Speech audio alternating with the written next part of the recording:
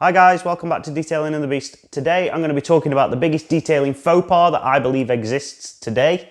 I have to admit, I've done this myself up until recently, but when you actually take a step back and think about what you're doing and this method that you're employing, it really doesn't make any sense whatsoever. And it kind of goes against the principles that us as detailers believe in. So I've already admitted to doing this myself, but I actually think it was other YouTubers that started this evil. And I still see pretty much all the channels that I still watch on YouTube, detailing channels, completing this practice. And it stops today, guys. It really does. I will change your mind, I promise you. So what is this detailing faux pas, this mistake that I'm talking about? Well, it's this.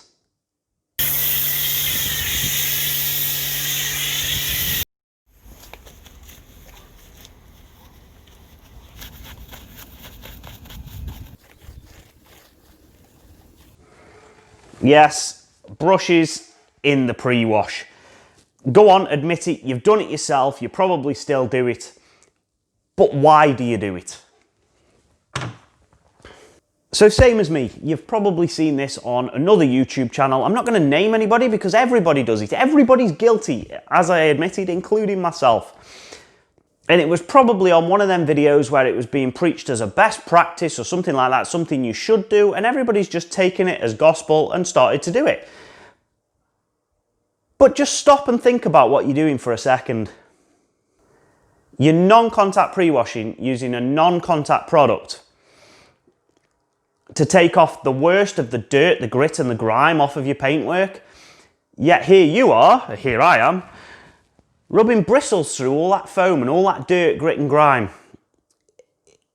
It just goes against everything we think, right? So we're non-contact pre-washing to remove all of that dirt and grime so we don't inflict marks, marring, scratches into the paintwork.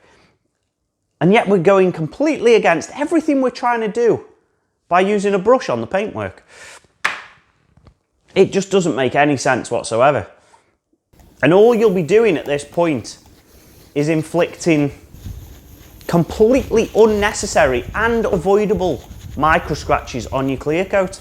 So that's the issue, that's the faux pas that I've been talking about. But how do you solve it? You obviously still need to clean them areas, right? But you just don't do it in the pre-wash stage. So you complete your pre-wash, all non-contact as prescribed. You jet wash that off and you just move your brushes up a level or into the next phase. So into your wash media phase. So where you're going to use your shampoo and your wash mitt, use your brush. Or if you really want to, coat the car again in another layer of snow foam after you've removed the initial with all the initial dirt and grit and grime. Foam it up again so you can then go back and use this as you would have done previously. And a simple rule I think we should all now start to keep in mind. If you wouldn't touch the paintwork with your wash mitt, don't touch it with a brush. I think it really is that simple. Just think about what you're doing and when you're going to touch that car. If you're going to touch it with a wash mitt, it's fine to touch it with a brush. If you wouldn't touch it with a wash mitt, there's dirt, there's grit, there's grime all over that car. You wouldn't touch it with a brush, right? I think you just need to potentially just take a step back and think about it, because I think we have potentially been brainwashed into this practice and I'm not certain it's correct. And a final caveat to mention, this is nitpicking, but this only applies if you actually give a damn about that car and give a damn about the condition of the paintwork on that car. If you don't, then crack on. You probably shouldn't be using the snow foam in the first place. You probably should just be going in and jet washing and washing. But you know, this is going to be micro scratches we're talking about. So if you've got a highly polished car, this is probably something you should look at in terms of your process. If you don't care about any of that stuff, then just carry on as normal. And finally, something to mention just before I go. Coming up, we're heading in the next few months, I would hope, to 5,000 subs on this channel. And I'm planning on doing quite a decent giveaway to celebrate 5,000 subs. 5,000 subs would be absolutely immense. I never thought I'd get anywhere near that when I started this channel. A couple of hundred maybe of close friends and family and followers. But I never thought I'd get anywhere near 5,000. And to give something back, I'm going to be spending my ad revenue and I'm going to be giving you lot some stuff to win. But we'll only do it at 5,000, so make sure you get sharing the channel. Just a quick sneak peek at the sort of thing that I'm giving away. This is a bottle of Simple Wax Suds. It's a 1-of-1 bottle.